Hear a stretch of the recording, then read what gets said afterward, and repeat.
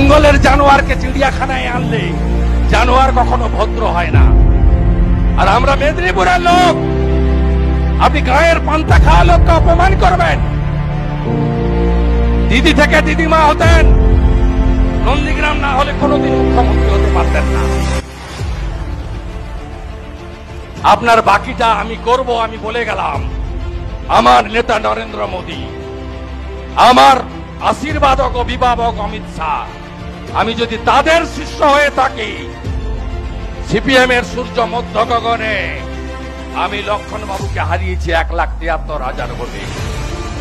Mamata Banerjee 211 seat পাচ্ছে, সেদিন আমি তাকে হারিয়েছি 1956 ভোটে।